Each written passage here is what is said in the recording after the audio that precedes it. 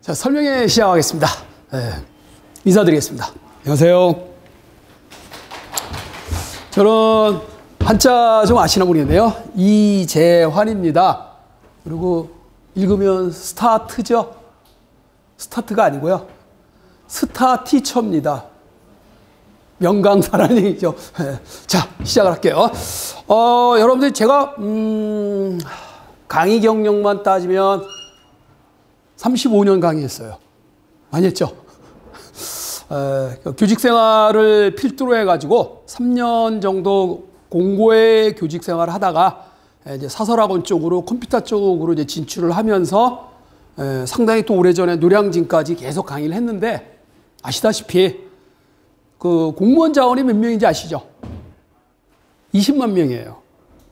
모든 전 직렬에. 그러니까 공무원 수험생이 20만 명인데 그 20만 명 중에서 1년에 10,000명 합격하고 다시 10,000명이 신규 자원이에요.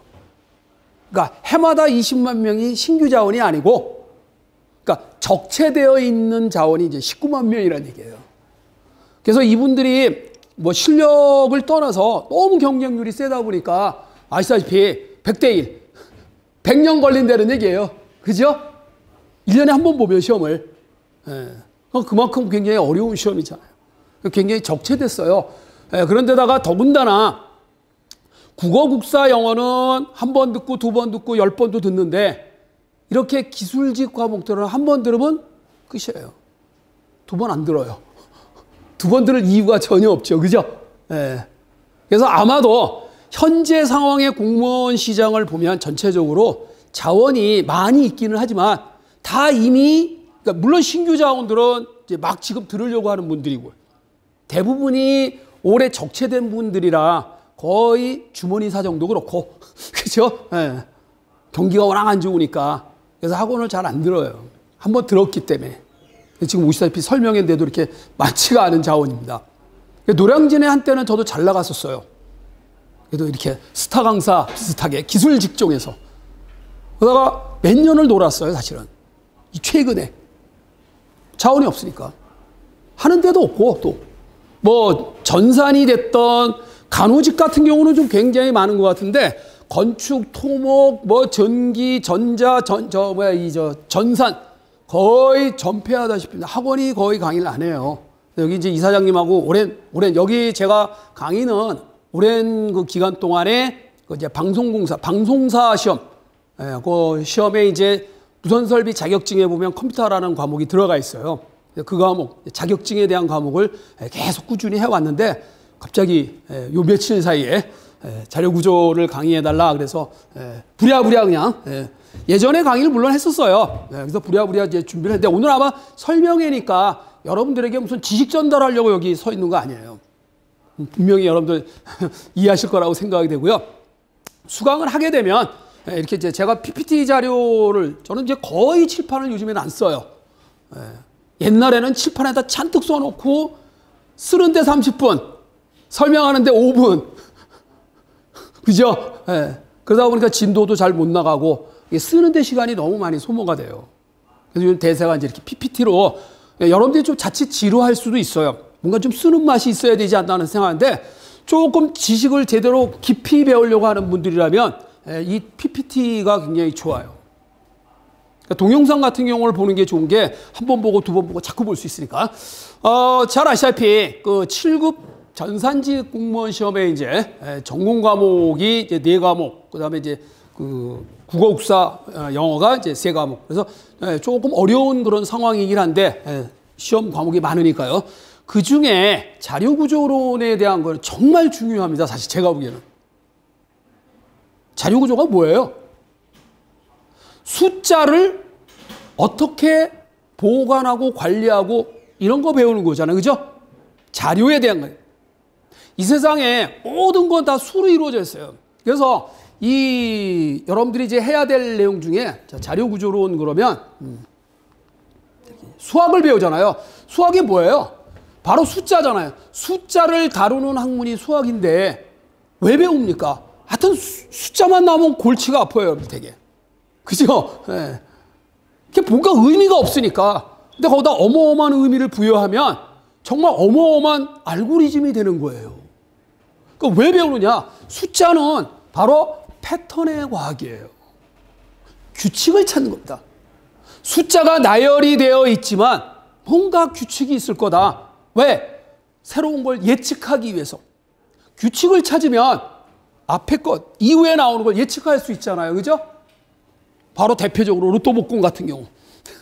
그 1등이 나올 수 있는 패턴을 여러분들이 찾아내면 단박에 빨리 1등이 될 수 있어요. 그렇죠? 그거는 창피한 게 아니에요. 투자하세요, 여러분들. 누가 10억을 줍니까? 친구? 친구가 돈 아무리 많아도 여러분들한테 돈 절대로 10원 한 장 안 줘요. 여러분에게 줄 수 있는 10억은 누구냐? 부모님밖에 안 계셔요. 부모님이 재산이 없는데 어떻게 줘? 그죠? 또 형제가 많아봐 또. 나한테 떨어질 떡고물도 별로 없고. 바로입니다, 여러분. 여러분이 벌어야 돼요. 그래서 공부를 잘하셔서, 그러니까 앞으로 여러분들이 가야 될 길이 어디냐를 한번 잘 생각해 보세요. 알파고 프로그램 아시죠? 지금 일본에서 또 우리나라 사람이에요. 조치훈 구단하고 딥젠고가 또 프로그램, 바둑 프로그램이에요. 지금 싸우고 있습니다. 1대1이에요, 지금. 근데 알파고는 4대1로 이겼죠, 알파고가. 불공정 게임이에요. 바둑을 두기 위해서 개발한 프로그램일까요, 알파고가? 아닙니다. 돈 벌려고 개발한 프로그램이에요. 그 알파고에 바둑을 둔 이유는 이벤트성 사업이에요. 이게 흥행을 하면 돈벌이가 됩니다. 그 프로그램을 살려고 하는 게 아니라, 즉 바둑을 두려고 짠 게 아니라 주식에 투자를 한다거나 펀드라든가 회사에서 알파고를 이용하면 주식 투자를 했을 때 어느 주식을 사고 언제 팔고 언제 사느냐, 돈 벌어요. 왕창 벌어요. 결국은 개미 군단들은 뭐예요? 돈을 벌 수가 없어요. 마치 이세돌이가 알파고한테 깨진 거랑 똑같아요. 과연 그 인공지능 프로그램이 대단한 인공지능이냐? 그건 아니거든요. 불공정 게임이에요. 10,000개의 두뇌와 한 사람의 두뇌하고 싸운 겁니다. CPU가 몇 개죠? 1000개입니다. 알파고 프로그램에 적용된 CPU가 1024개, 1000개. 그런데 CPU 하나가 또 뭐예요? 10개로 쪼개서, 그러니까 1024개의 CPU는 병렬 처리가 됩니다. CPU가 여러 개인 경우는 병렬 처리라고 그래요. 근데 하나의 CPU를 또 조각을 내서 10단으로 만들어서 하면 그거는 병행 처리라고 합니다. 파이프라인 처리라는 거 들어보셨죠? 그게 바로 병행 처리예요. 자, 1000개의 CPU를 각각의 CPU를 또 10단으로 쪼갰으니까 10,000배의 효과를 본 거죠. 파이프라인 처리의 대표적인 게 바로 여러분들 골프입니다. 골프장에 가면 한 게임이 1홀에서 18홀까지 티샷을 하잖아요. 그죠? 근데 한 사람의 선수가 1홀에 들어가서 18홀까지 다 끝난 다음에 다음 선수가 치는 거 아니죠? 모든 홀에서 동시에 티샷을 다 하잖아요. 그죠? 병행 처리하는 거예요. 병행 처리. 파이프라인 처리예요. 이렇게 자료를 어떻게 효율적으로 운영하느냐, 그걸 배우는 거예요. 자료 구조가. 굉장히 재밌어요. 근데 굉장히 딱딱해요. 수학이니까. 근데 알고 보면 좀 부드러워요. 그래도. 내용을 모르기 때문에 여러분들이 딱딱하다는 생각을 많이 해요. 자, 오늘은 그래서 나눠드린 문제는 바로 최근에 2016년에 봤던 그 자료구조론에 대한 이 신문항입니다. 제가 시간상 다는 설명을 못 드리고요. 중요한 것 이런 게 나온다. 한 회분만 여러분들이 문제 분석을 하면 해마다 똑같아요. 패턴은. 거기에 이제 100점을 막지 못하게 하기 위해서 한두 개는 좀 나쁜 문제는 아니에요. 그러니까 많이 다루지 않은 그런 문제가 이제 끼어 들어가요. 그러면 저도 이제 어쩌다 나왔으니까 이제 당혹합니다. 그래서 100점 맞기는 굉장히 힘들어요. 근데 최소한 패턴을 보면 90점 정도는 우리가 일반적으로 분석만 잘하면 충분히 가능하다라는 생각이 들어요. 물론 내용을 아는 상황에서, 뭐 내용을 모르면 당연히 못 풀죠. 근데 뭐가 나올지에 전반적인 윤곽을 잡고 뭘 공부해야 될지. 근데 너무 뻔해요, 사실은. 자, 그래서 패턴의 과학, 규칙의 과학이에요. 규칙을 찾는. 그래서 우리가 배우는 걸 보면 수출이, 우리가 보통 대기업에서 보면 인적성 시험 보죠?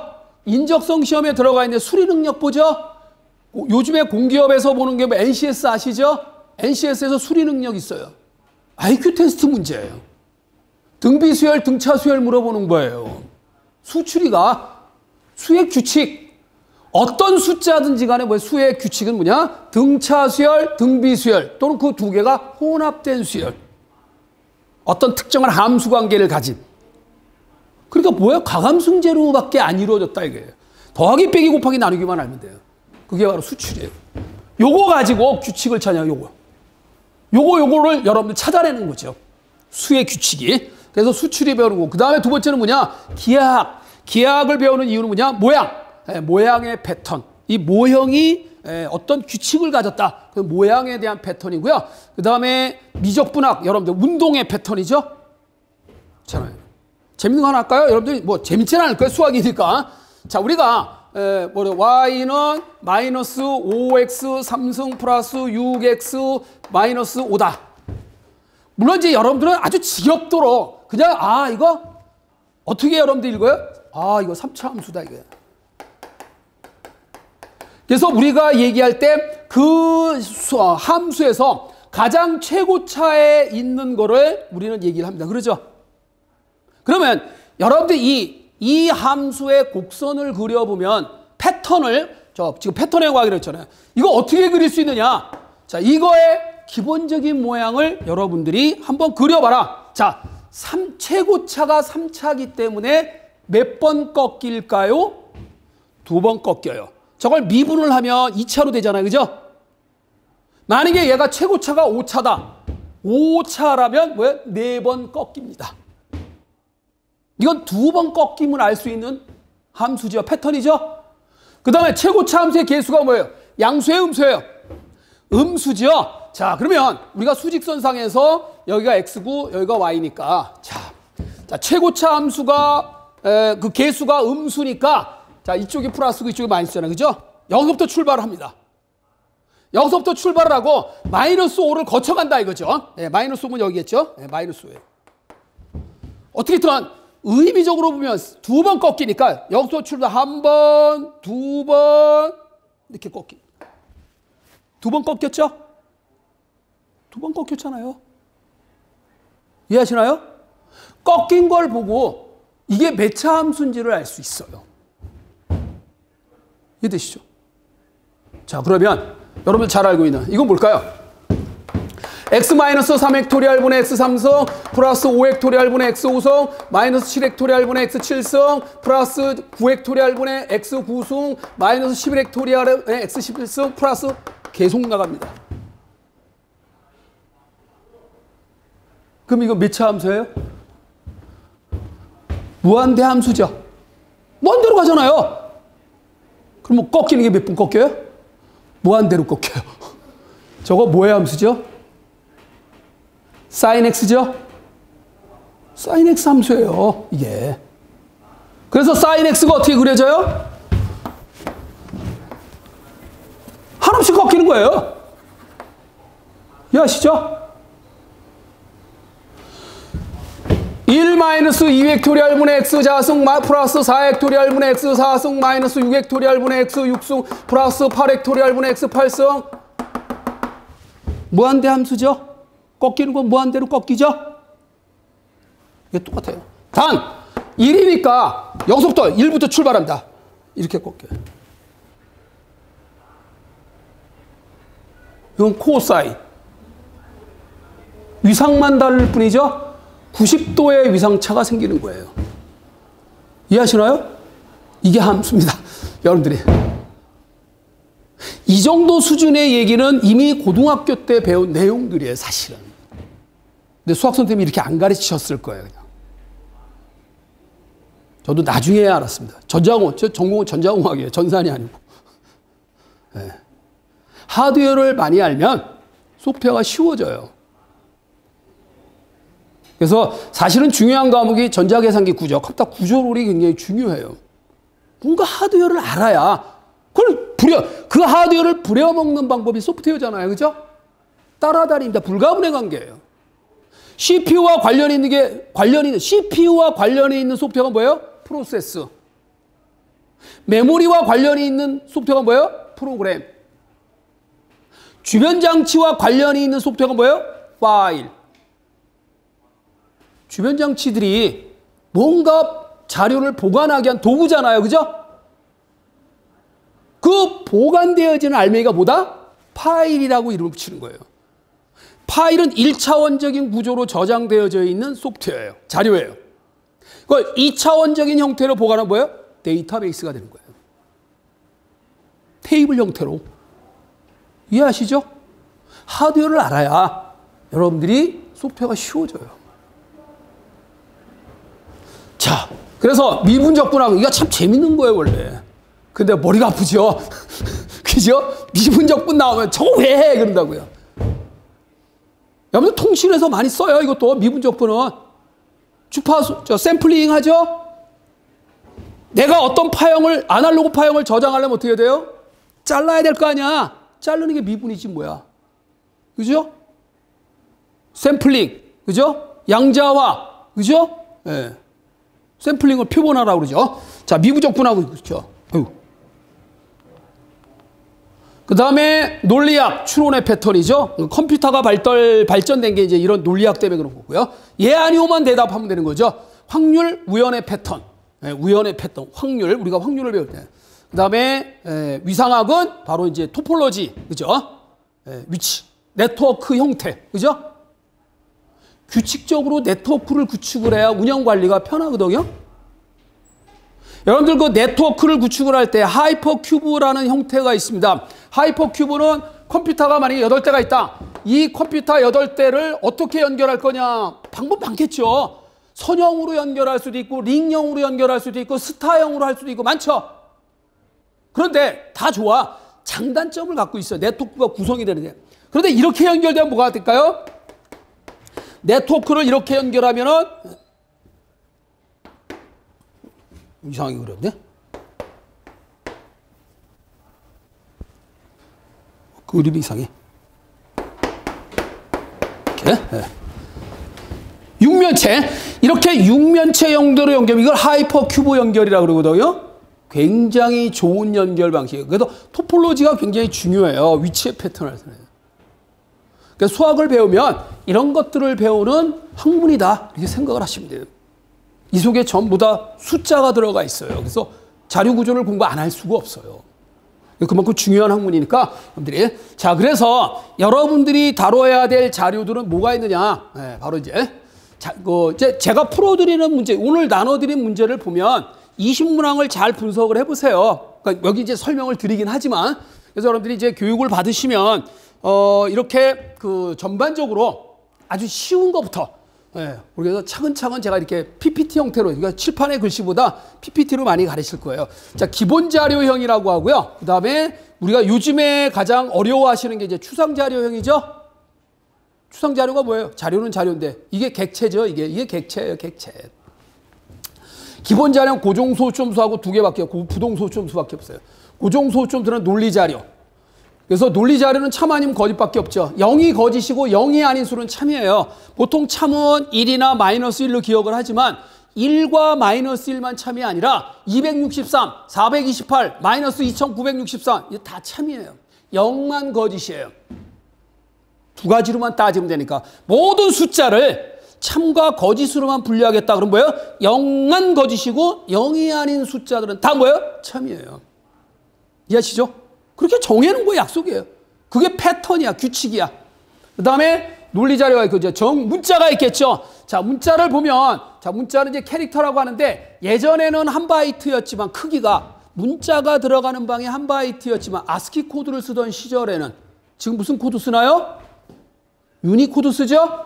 유니버셜 2바이트. 전 세계 모든 나라의 문자가 다 기억 장소에 저장이 되기 위해서 2바이트가 필요합니다. 유니코드가 들어가는 물리적인 공간 얼마예요? 2바이트예요. 이해하시죠? 자, 그래서 2바이트예요.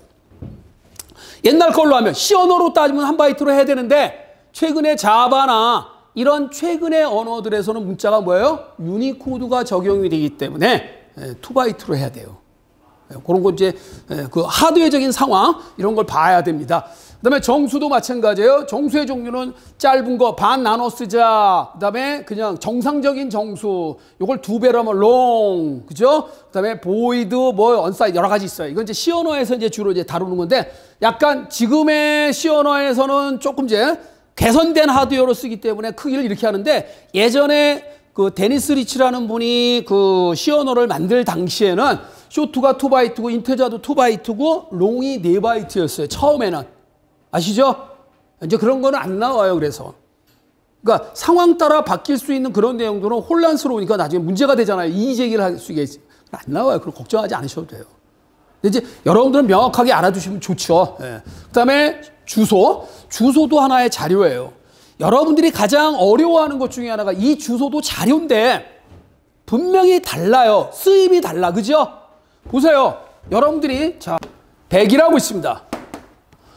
우리가 그냥 제가 여러분들한테 이거를 읽어봐라. 그러면 100이라고 읽죠. 물론. 그런데 위에 거는 100은 100인데 정수형 자료로서의 100일 수 있지만 밑에 거는 100번지를 의미하는 번지일 수 있죠.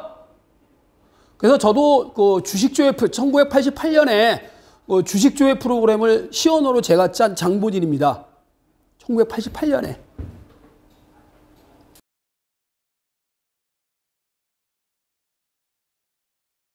자, 그래서 주소가 굉장히 중요한데 그래서 자 이제 만약에 저하고 강의를 들으시면 이렇게 표시합니다. 이렇게 표시를 해줘요. 사각형에다가 집어넣은 거는 정수형 숫자로서 100이에요. 동그라미 안에다가 쓴 100은 뭐예요? 주소로서의 100이에요. 보세요. 여기다가 1을 더하면 얼마일까요? 이건 삼척동자도 아는 100일이죠. 죽었다 깨나도 100일이죠. 여기다가 1 더하면 얼마일까요? 101이 될 수도 있고 102가 될 수도 있고 104가 될 수도 있고 108이 될 수도 있고 116이 될 수 있어요. 무슨 말인지 알죠?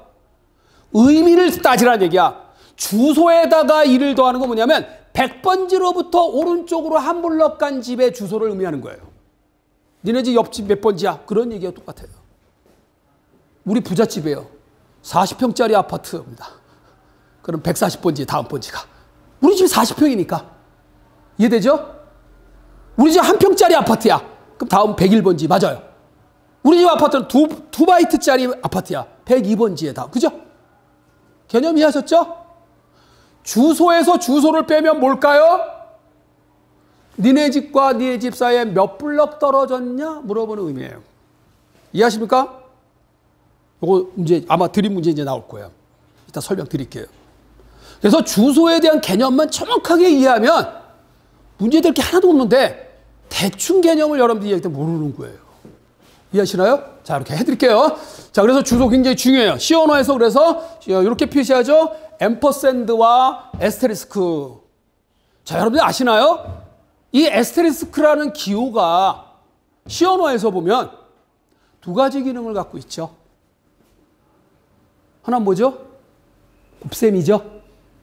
또 하나는 뭐예요? 포인터.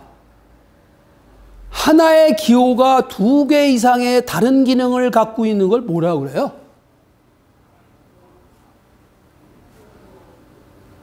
다형성, 폴리모피즘, 오버로딩, 연산자 오버로딩이잖아요.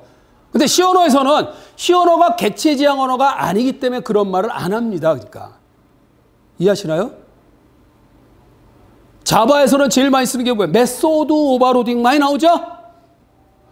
이해하시나요? 야, 언어 나오면 또 머리에 쥐 나오지. 저는 정말 프로그래밍 언어 무지하게 많이 했어요.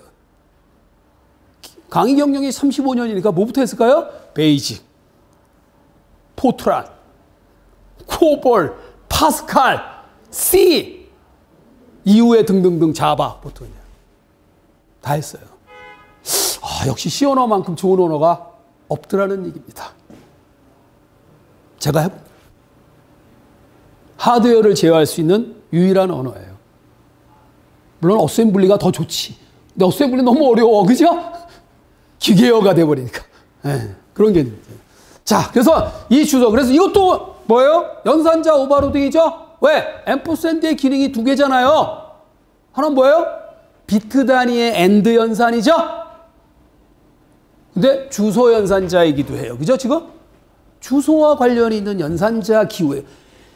시언어 자체는 어렵지 않습니다. 약속이에요. 각각의 기호의 기능만 알면 구슬이 서말이라도 깨워야 보배인 것처럼 알고리즘을 알아야지 짜지.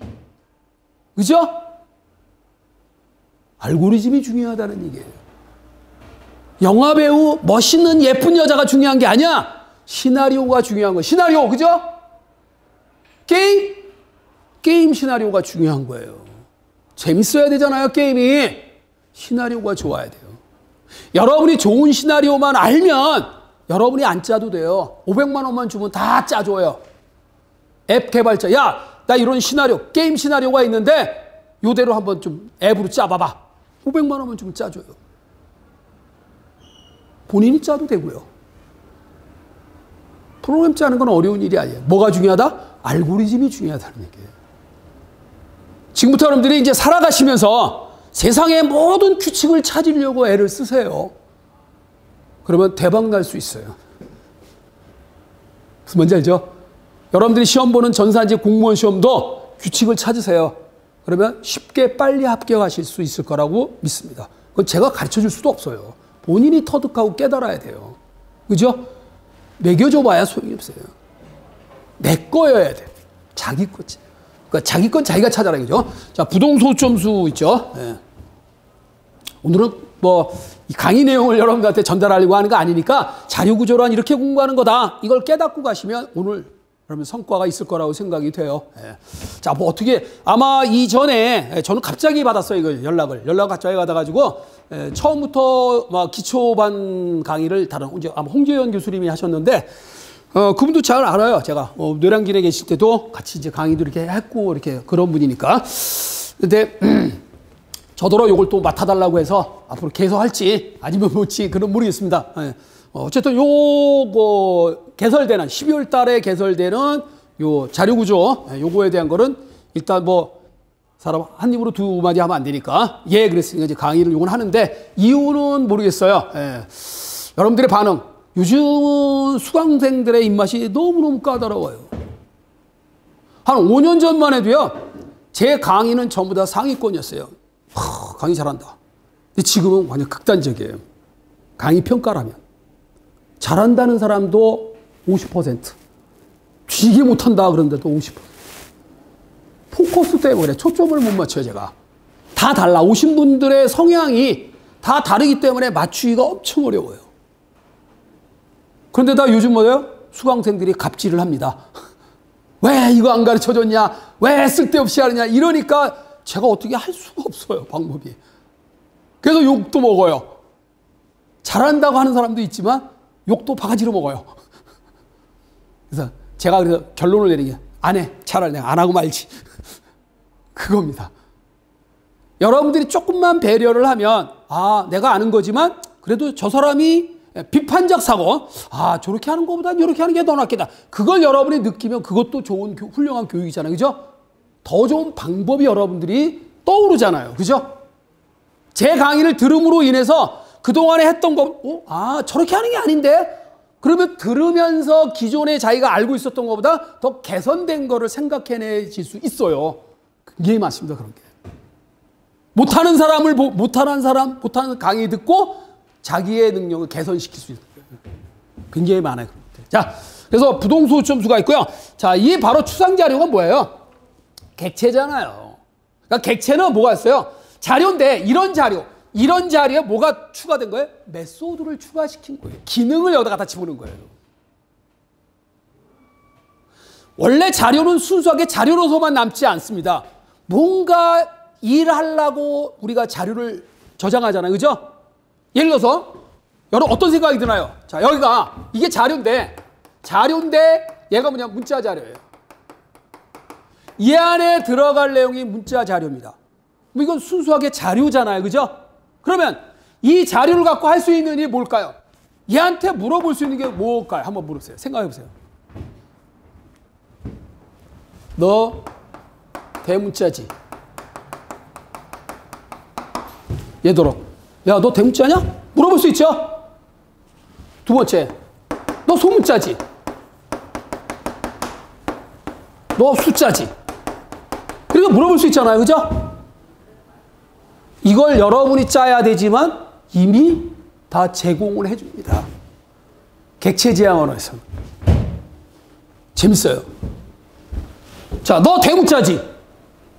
라는 기능을 가진 거를 이름을 짓는다면, 장명을 한다면 어떻게 아까 이대로 이걸 영어 문장으로 쓰세요. 너 대문자지. is upper. 가로치. 되죠? 대문자입니까? 그런 거 아니에요? 그죠? 아, 주어를 생략하면 명령어가 되잖아요. 그죠? 맞습니까? 또 소문자지. is lower. 됐어요?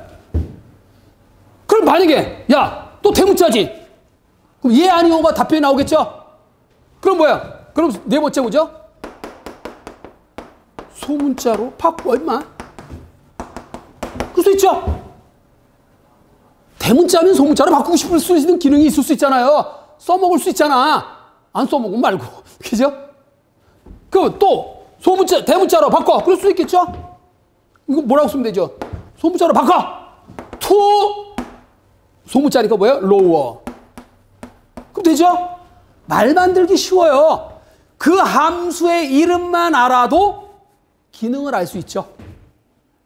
알맹이가 어떻게 생겼는지는 물론 여러분이 짜야겠지만 알맹이는 몰라도 대가리만 알면 무슨 기능인지 알 수 있잖아요. 의미 있게 부여를 해놨으니까. 명칭을. 그래서 자바 같은 경우에는 뭐예요? 공개가 돼 있고 공개 언어잖아요. 그죠? 공짜잖아. 다큐멘테이션, 문서화도 잘 돼 있어요. 뒤져보면 다 나와요. 설명도 잘 돼 있어요. 필요한 거 골라 쓰시면 됩니다. 근데 이제 처음 하는 사람은 어디에 뭐가 있는지 모르니까 한참 이제 자꾸 쓴 거는 머릿속에 기억을 해요. 조금만 하다 보면 어디에 내가 원하는 게 있는지 없는지 찾아볼 수 있는 능력이 생겨요. 그래서 처음에 배울 때 자바는 좀 어렵습니다. 너무 양이 많다 보니까 두서가 없어요. 근데 이제 조금 숙달이 되면 쉬워지기 시작해요. 그런데 예전에는 어떤 특정한 기능을 발휘하기 위한 것을 뭐라고 하냐면 함수라고 얘기했죠. 우리가 수학에서 말하는 함수, 어떤 특정 기능이잖아요. 그죠? 그런데 객체지향언어에서는 뭐라고 그래요? 함수라는 명칭을 안 씁니다. 뭐라고 쓰죠? 메소드라고 하는 거예요. 명칭만 다를 뿐이에요. 형태 똑같습니다. 그럼 거기에 들어있는 의미가 뭐냐면 함수는 독립적 성격을 띠고 있는 기능이에요. 독립이에요. 메소드는 종속적이에요. 여기에 포함되어 있지 않을게요. 무슨 얘기인지 아시죠? 메소드는 독립적으로 존재하는 기능이 아니에요. 클래스 안에 포함되어 있어요. 기능. 그래서 좀 어려워요. 처음 하시는 분은. 개념 이해만 해놓으면 굉장히 쉬운데 개념 이해가 안 되기 때문에 어려운 거예요. 자료만 있는 게 아니라 뭐예요? 항상 거기 그 자료에 따른 메소드가 따라다닌다라는 얘기예요. 이해돼요? 그렇게 덩어리화한 게 뭐야? 객체입니다. 그걸 추상자료라고 그래요. 추상이라는 말은 꼭 필요한 것만 추스려서 만들어진 형태의 덩어리를 추상이라고 하는 거예요. 이해하시죠?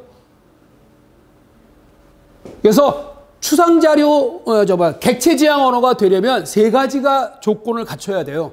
첫째 뭘까요? 상속이 돼야 돼요. 상속이 돼야 되고요. 캡슐화가 돼야 돼요.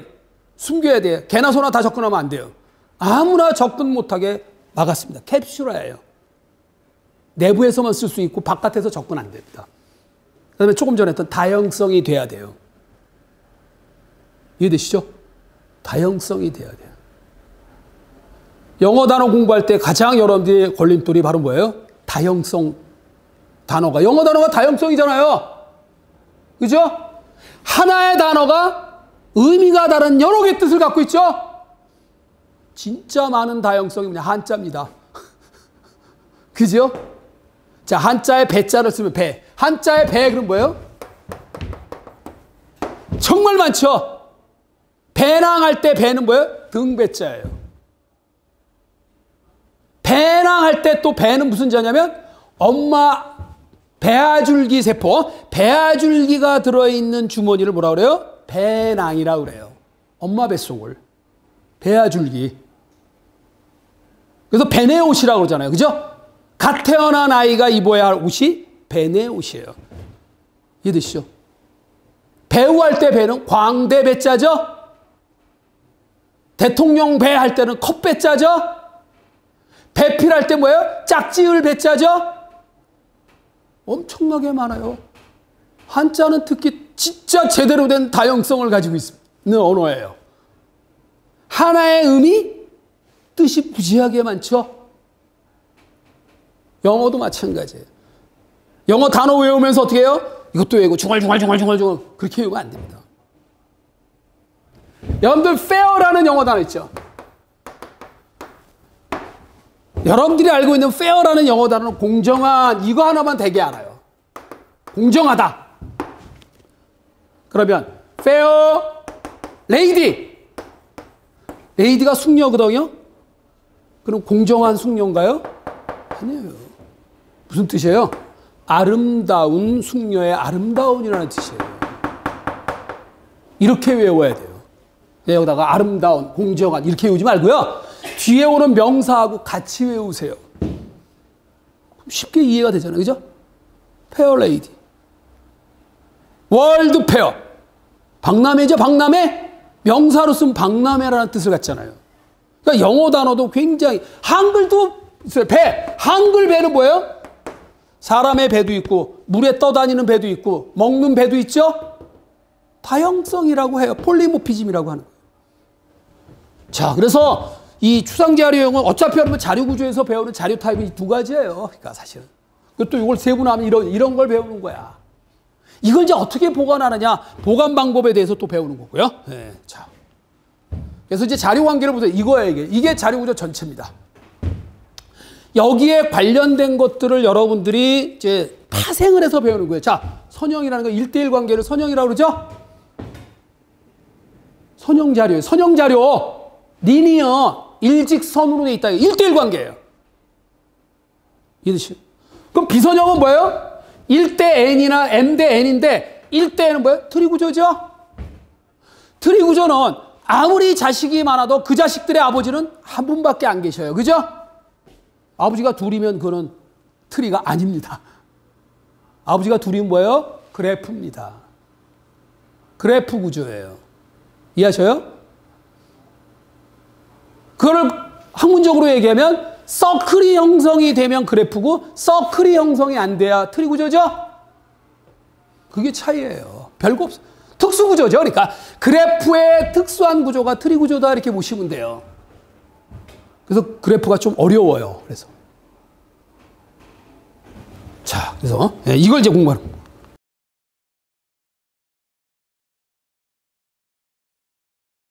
그래서 자료구조가 그래서 나눠드린 이제 문제를 16년 8월 27일 기출문제를 보면 간단하게 이제 풀어드릴게요. 뭐 지식 전달을 하기 위한 게 아니라 제가 만약에 여러분이 강의를 들으신다면 이 강의를 저는 이렇게 강의한다를 보여드리려고 이걸 설명해 하는 거예요. 그렇게 이해하시기 바라고. 여기 자료를만 가져가고 가는 사람은 나쁜 사람이죠.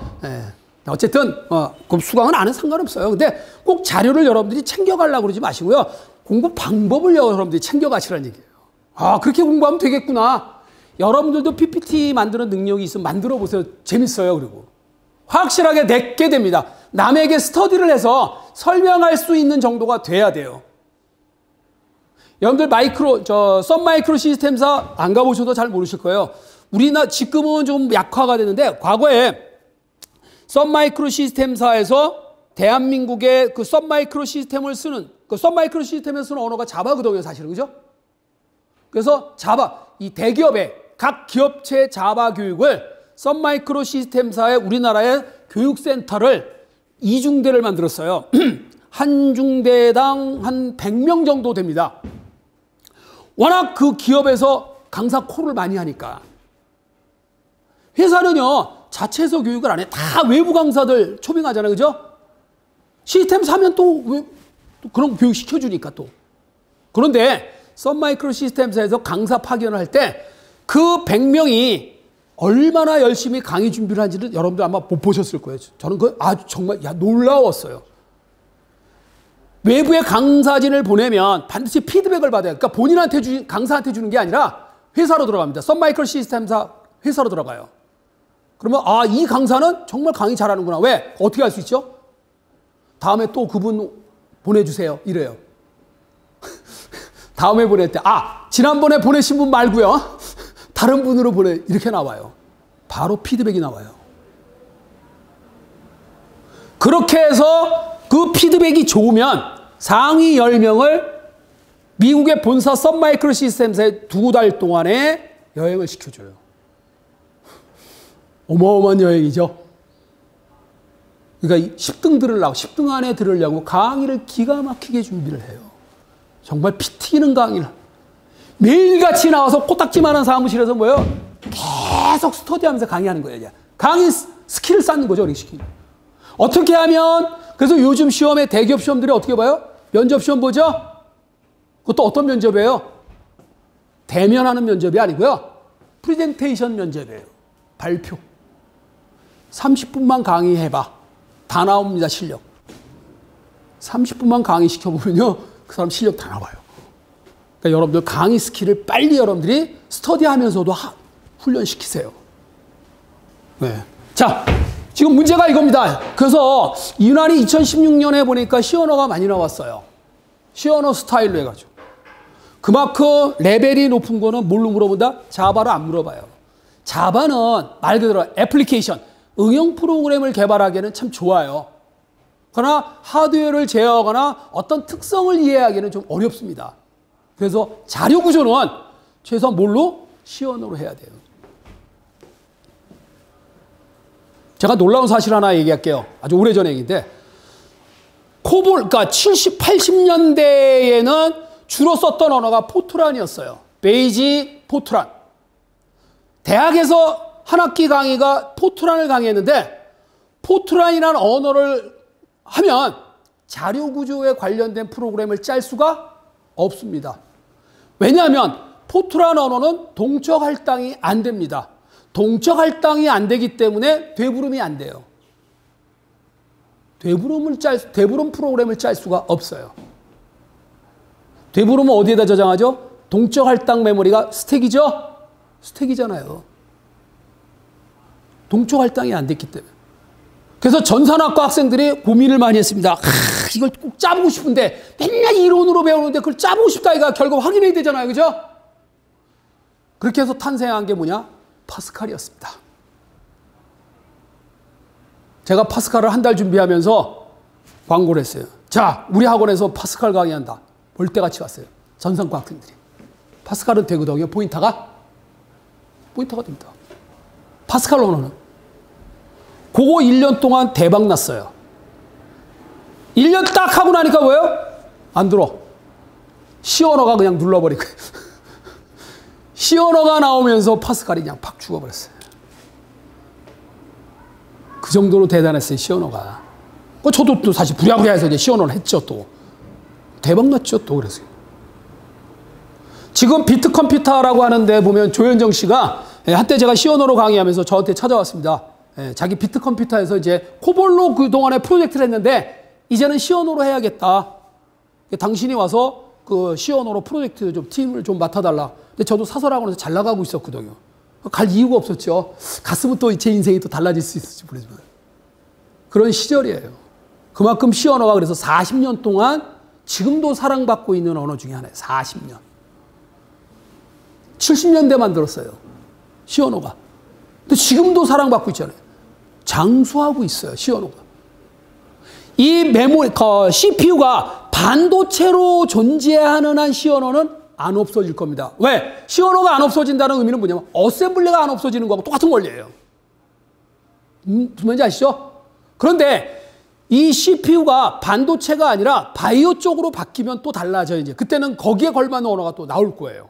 아마 거의 인공지능 스타일일 겁니다. 아직까지는 뭐예요? 반도체입니다. 그렇잖아요. 그죠? 네.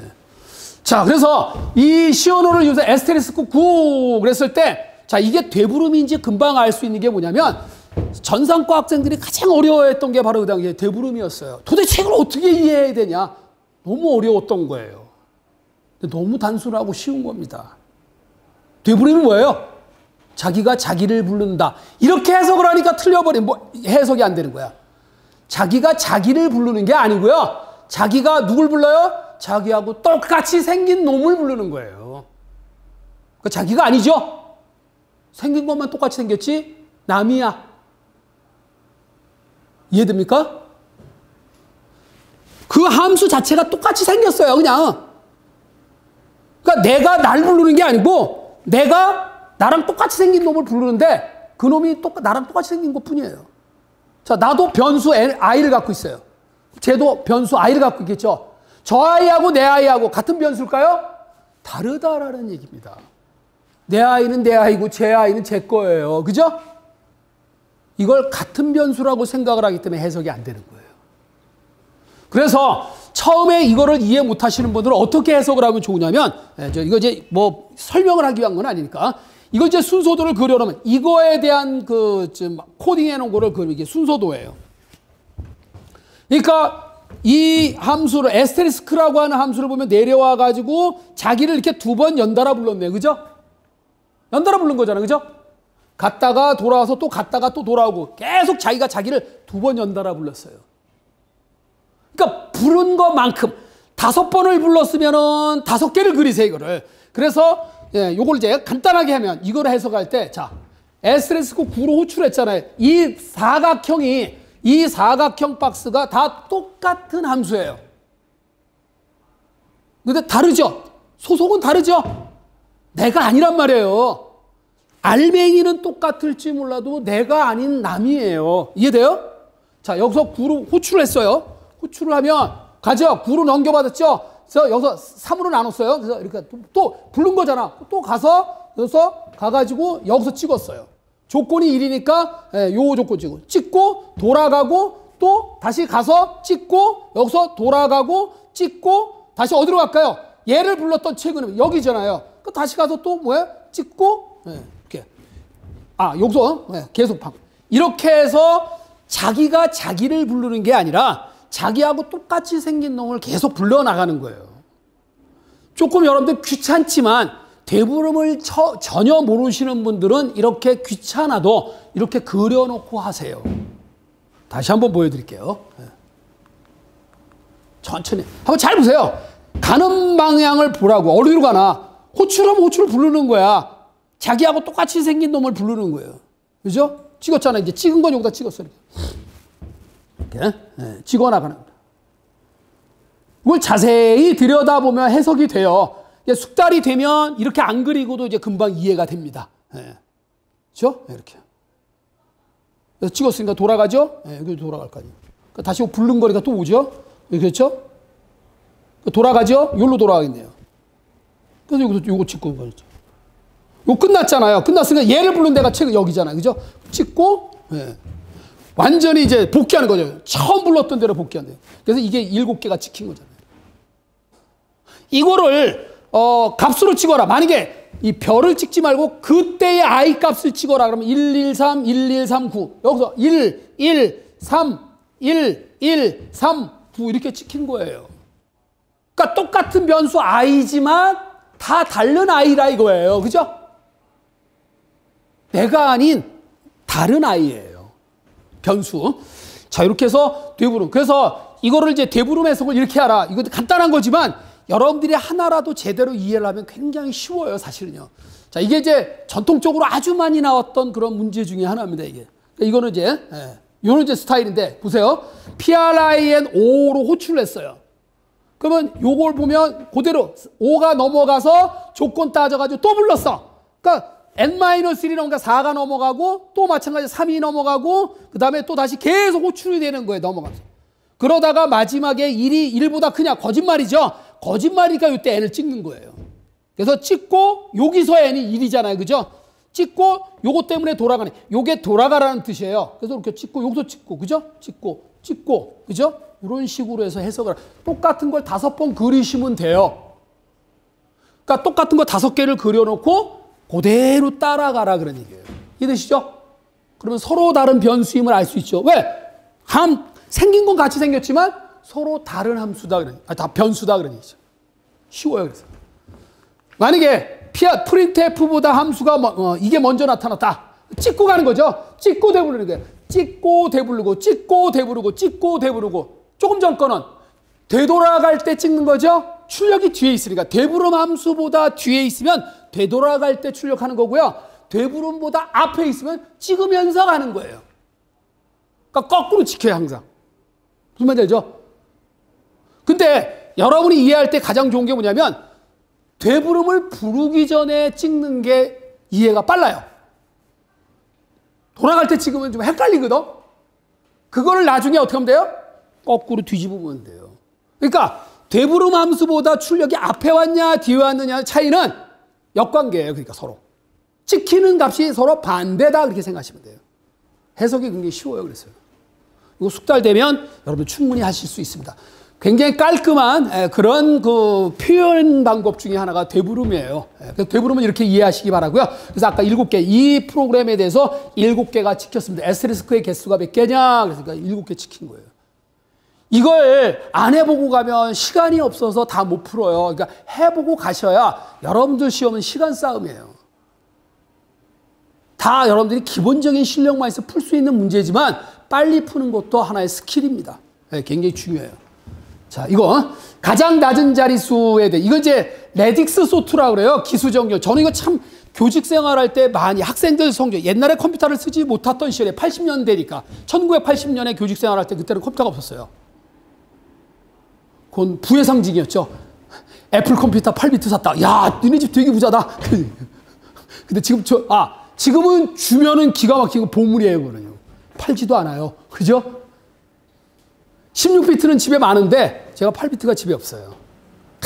그때 막 버렸을 때 그냥 하나 챙겨놓고 되게 아쉽더라고요.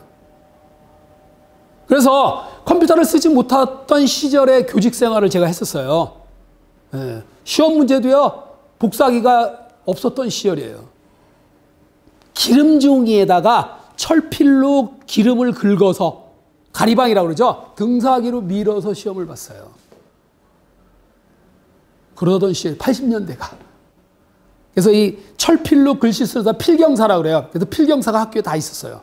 그래서 원고만 주면 필경사가 밤새서 이제 막 시험 문제를 다 필경을 해요. 그 등사지를 이제 그걸 받아가지고 우리가 이제 미는 거죠. 그래서 시험을 봤어요. 이거 잘 긁어야 돼요. 잘못 긁으면 찢어져요. 다. 또 긁어야 돼. 네. 자, 그래서 학생들 성적을 내는데 컴퓨터가 있으면 좋잖아요. 그때 막 이제 애플 컴퓨터 이제 쓰던 시절이지만 다 손으로 학생들 성적 계산을 했어요. 특히 석차 매길 때 짜증나. 눈으로 석차 매겼다가 어떻게 돼요? 하나 빼먹으면 처음부터 다시 해야 돼. 그죠? 그렇잖아요. 석차가 틀려버리면 안 되니까. 그래서 어떻게 하냐? 종이 쪽지에다가 학생 총점을 써요, 다. 번호하고 총점. 학생 번호와 총점을 써놓고, 그거를 이제 소트하는 거죠, 정렬을. 정렬해야 석차가 되는 거니까, 그죠? 그때 어떻게 했느냐? 바로 이렇게 했어요. 일단, 그 총점 중에 1의 자리만 보고 배치를 해요. 자, 보세요, 이제. 그래서 이게 이제 원데이터야, 이게.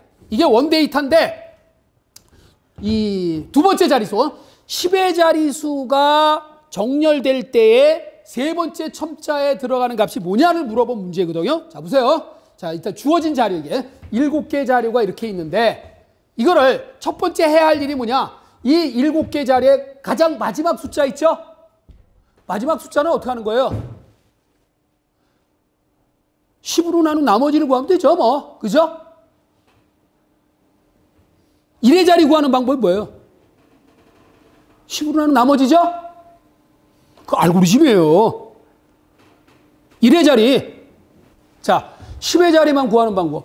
알고리즘 얘기해 보세요. 세 자리 숫자가 있는데 이 세 자리 숫자 중에 내가 보는 거 이것만 보고 싶다 이거야. 10의 자리만 보는 방법. 대가리 띄고 꼬랑지 띄면 되잖아. 그죠? 말은 되게 쉽죠. 그러나 이거를 여러분들이 컴퓨터가 알아듣는 알고리즘으로 표현을 할 수 있어야 돼요. 자, 세 자리 숫자 중에 가운데 10의 자리 수를 찾아내는 알고리즘. 1의 자리를 버린다. 그 다음 뭐예요? 다시. 그러면 1의 자리를 버리면은 요 두 자리가 나오잖아요. 그럼 다시 뭐예요? 10의 자리를 버린다. 되죠? 이렇게 해도 되고, 100의 자리를 버린다. 그리고 1의 자리를 버린다. 그래도 되죠? 알고리즘은, 자, 1의 자리를 버린다라는 건 뭐예요? 10으로 나눈 몫을 구하는 거죠? 이건 몫이잖아요. 몫만 구하면 되잖아. 그럼 두 자리가 나와. 그 몫을 가지고 다시 어떻게 하면 돼요? 10으로 나눈 나머지를 구하면 되죠? 아, 이게 알고리즘. 만약에 조금 전에 다시. 자, 이걸 100의 자리를 버린다. 그럼 뭐예요? 100으로 나눈 나머지를 구한다. 그럼 되죠? 아, 몫이 달아나잖아, 그러면. 그럼 다시 그럼 어떻게 하면 돼요? 10으로 나눈 몫을 구하면 되죠? 그렇잖아요. 이게 알고리즘이에요. 이렇게 말로 알고리즘을 표현할 수만 있으면 코딩이 돼요. 그죠? 그러니까 알고리즘이 중요하다. 자, 보세요. 1의 자리. 자, 저 307. 307이 가야 할 자리 뭐예요? 7이니까 7번째 가야 돼요. 그렇죠? 그 다음에 424에 4, 130에 2, 216에 6, 241에 1, 835에 5, 546에 6. 겹칠 수 있어요, 이렇게. 그 다음에 630에 0. 맞죠? 1의 자리만 따져서 자기 자리를 찾아 집어넣어요. 이해돼요? 이걸 순서대로 그대로 끄집어 내립니다. 이거 들어있는 거. 오름차순이기 때문에 이 첨자가 0, 1, 2, 3, 4, 5로 한 거는 오름차순일 때. 내림차순은 거꾸로 하면 돼요. 자, 그 다음 뭐야? 이걸 그대로 이제 내렸어요. 이렇게. 그대로 내려 쓴 다음에, 이게 이제 배열에 일단 들어가. 1의 자리에 대한 정렬한 거예요. 1의 자리. 다음 10의 자리. 요걸 다시, 요거 조금 전에 했던 거, 요걸 이제 각수의 10의 자리. 10의 자리 수에 대한 위치를 이제, 이거 조금 전에 1의 자리지만 이걸 가지고 요 순서대로 10의 자리만 따져서 해당되는 첨자에다 넣는 거예요. 자, 630이니까 세 번째 방에 들어가야 되겠죠? 이해되시나요? 그 다음에 240은 네 번째, 130가 세 번째, 두 번째, 세 번째, 첫 번째, 네 번째, 0번째. 이해되시죠? 그걸 이제 제가 이렇게 표시한 거예요. 세 번째, 네 번째, 세 번째, 두 번째, 세 번째, 첫 번째, 네 번째, 0번째. 됐죠? 그래서 이걸 그대로 순서대로 끄집어내립니다. 자, 이렇게. 그래서 뭘 물어봤냐면 바로 얘 630이 들어가 있는 첨자방이 뭐냐. 이 630이 들어있는 게 뭐죠? 바로 세 번째 첨자 맞죠? 차례대로니까. 이해하시나요? 자, 정답은 세 번째 첨자가 가진 값 630이 됐고요. 자, 이왕 마지막 제대로 한번 소트 끝까지 해보자 이거. 100의 자리 해봐야겠죠? 이번엔 100의 자리에 대해서 하시면 돼요. 자, 100의 자리. 이렇게 해놓고 이걸 100의 자리. 그러니까 이건 뭐야? 세 번째, 두 번째, 네 번째, 여섯 번째, 첫 번째, 여덟 번째, 두 번째, 다섯 번째. 이해하시죠? 100의 자리에 대한 위치를 찾아가는 겁니다.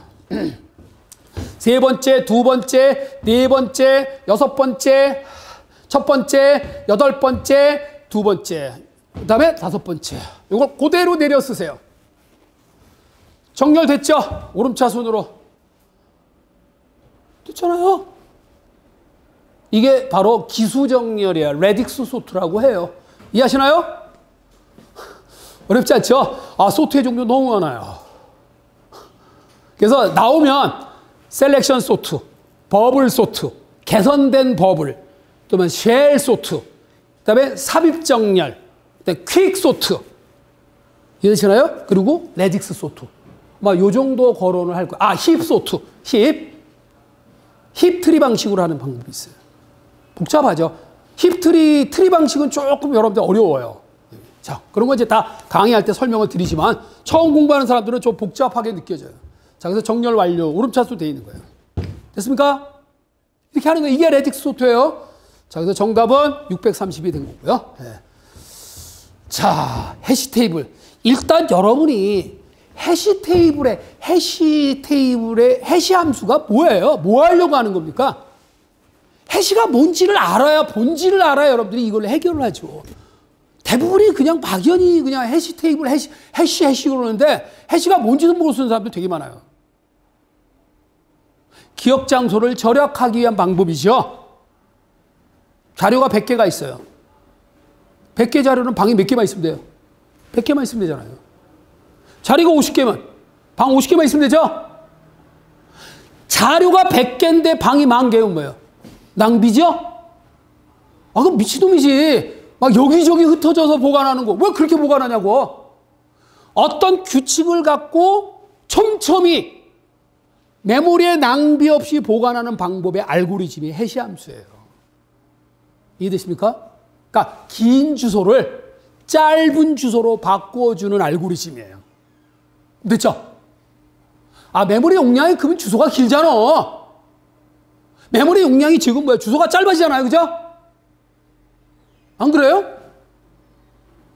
긴 주소를 짧은 주소로 바꾸는 게 뭐야? 해시 함수예요. 여러 가지 방법, 뭐 접는 방법, 제일 많이 쓰는 게 바로 제산법, 나누기, 나머지에 의해서 찾아가는 방식이 제일 많이 씁니다. 그걸 제산법이라고 그래요. 재산이 뭐예요? 나눈다는 얘기죠. 나눌 제자잖아. 이해되죠? 방이 50개다. 그럼 50개의 방을 만드는 방법. 50으로 나누면 나머지 구하면 되잖아. 나머지가 50개잖아. 방이 30개야. 그럼 몇 개로 나누면 돼요? 30으로 나누면 되잖아. 그럼 방 30개 생기죠? 안 그래요? 되게 간단하죠? 나머지에 의해서 자기 위치를 찾아가는 해시함수예요. 재산법이라고 그래요. 그런데 먼저 들어간 놈이 장땡이거든요? 근데 두 번째 놈이 들어가려고 딱 보니까 어이씨, 어떤 새끼가 먼저 와서 들어가서 앉아있어. 어떻게 돼요? 그걸 충돌이라고 하죠? 아, 충돌이 일어났잖아. 에이씨, 여기 들어가려고 그랬더니 안 비었네. 아, 그 2차 충돌, 2차. 두 번째로 찾아가야 될 거 아니야.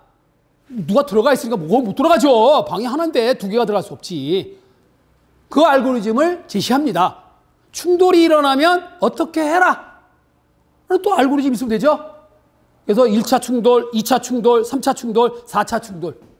그게 이제 2차 함수 방법이라는 게 있어요. 2차 함수가 뭐냐면 x제곱. 그러니까 x제곱이 1이 뭐예요? 1이죠.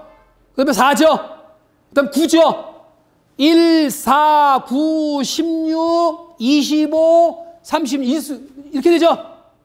그런데 자, 그거를 되게 재밌어요. 그래서 2차 함수법은 뭐냐면 충돌이 일어났을 때 다음을 찾아가기 위한 알고리즘이 2차 함수 방법으로 다음 위치를 찾아라. 그러면 1의 제곱, 2의 제곱, 3의 제곱, 4의 제곱, 5의 제곱, 6의 제곱인데 이거 얼마죠? 1, 4, 9, 16, 25, 30 이렇게 되죠? 이거는 절대 위치예요. 1에서 그 다음에 4는 1에서 4, 1에서 9, 1에서인데 요 간격이 얼마죠? 3이죠. 그 다음에 뭐예요? 5죠. 그 다음에 뭐예요? 7이죠. 그 다음에 뭐예요? 9죠. 그 다음 뭐예요? 11이죠. 우리 소주 드실 때 홀수로 먹죠. 13579로 먹잖아요. 이해되십니까? 그러니까 충돌이 처음에 벌어지면 다음 집이 어디예요? 한 칸 떨어진 집이에요. 근데 거기 갔더니 뭐야? 거기도 충돌이 일어났어. 또 누군가가 밑에 들어왔어. 그럼 어디예요? 산만큼 떨어진 곳. 거기서 결국은 아까 1만큼 떨어지고 3만큼 떨어지니까 절대 위치로 되면 4만큼 떨어진 거 맞죠? 맞잖아요. 이해됩니까? 근데 3만큼 떨어진 곳을 찾아갔는데 또 거기 충돌이 일어났어. 그럼 어디서 거기서 얼마? 5만큼 떨어진 곳. 이해되시죠? 13579로 간다고 그랬잖아. 다음 포지션은 상대적으로 자기 위치에서 어떻게 해요? 충돌이 일어난 위치에서 13579 순서로 가는 거예요. 그죠?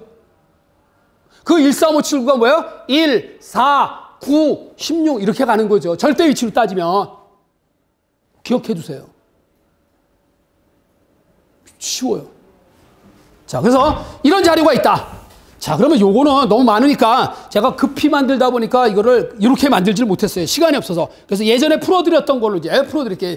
일단 2차 조사법이라는 게 뭐예요? 충돌이 일어났을 때 다음 위치의 방을 찾는 알고리즘이에요. 그게 X제곱이에요. 그게 2차 조사법이야. 이해됐죠? 네. 또 다른 방법도 있어요, 원래 또. 네. 자, 그래서 2차 조사법은 1차 충돌할 때는 1, 4, 9, 16, 20 이렇게 더해서 찾아간다 그래야 돼. 그러니까 이 숫자는 뭐예요? 절대 위치죠?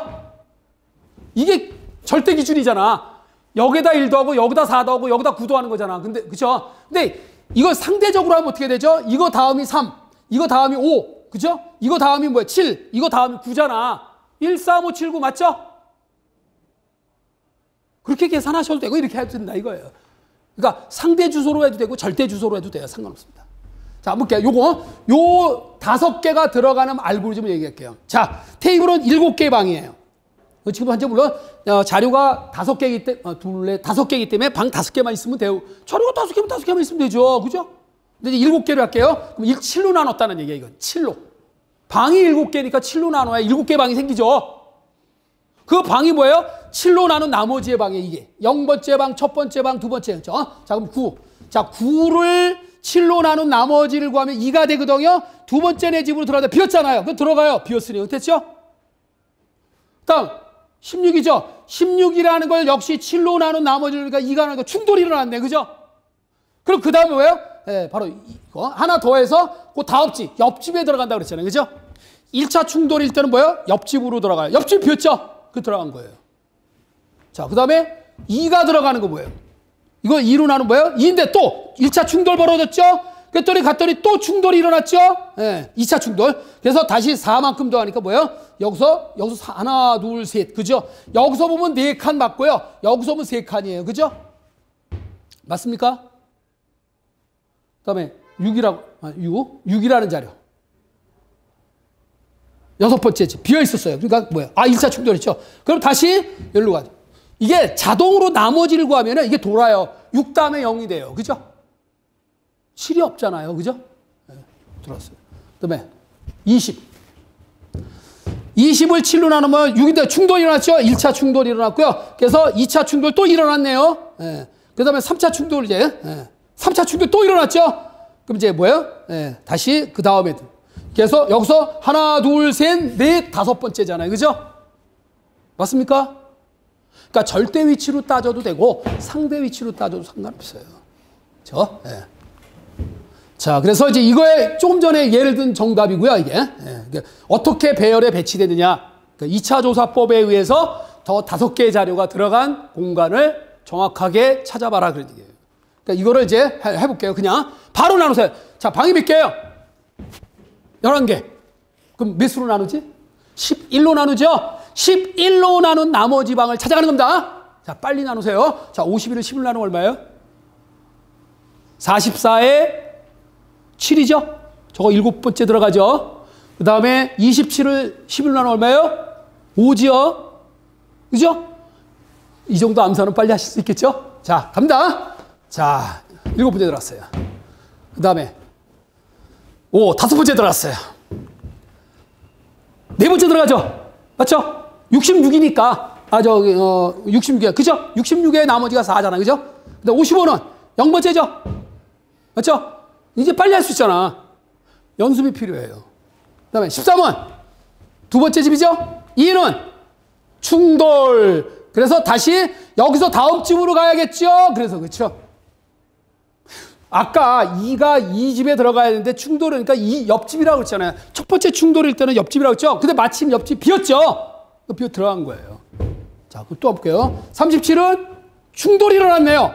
그럼 그 다음 집 뭐예요? 여기인데 여기를 갔더니 또 충돌이 일어났죠? 그 다음은 뭐예요? 하나, 둘, 셋. 여기로 가죠. 그죠? 1, 3, 5, 7, 9로 간다고 그랬잖아. 그렇게 외우면 빨라요. 그게 오히려. 이해되시죠? 자, 23은 다행히 비었어요. 자, 34. 이거 물어본 거야. 33이 들어가야 할 위치가 어디냐? 치사하게 마지막까지 계산을 다 해봐야 되니까.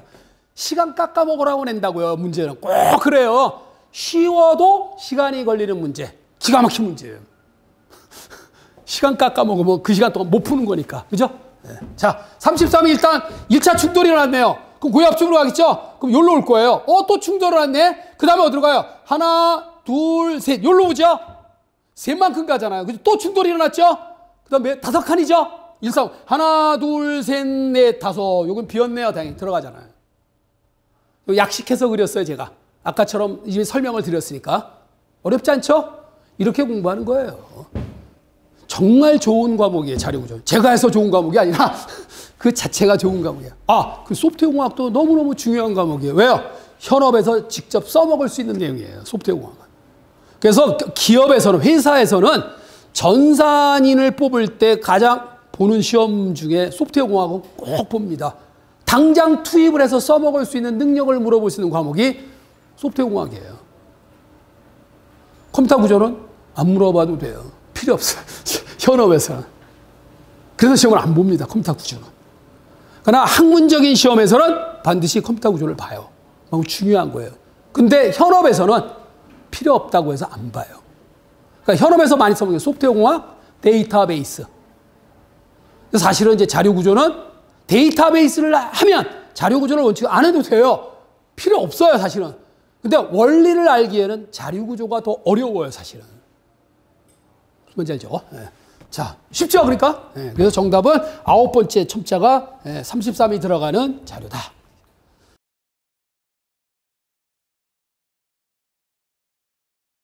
자, 4번.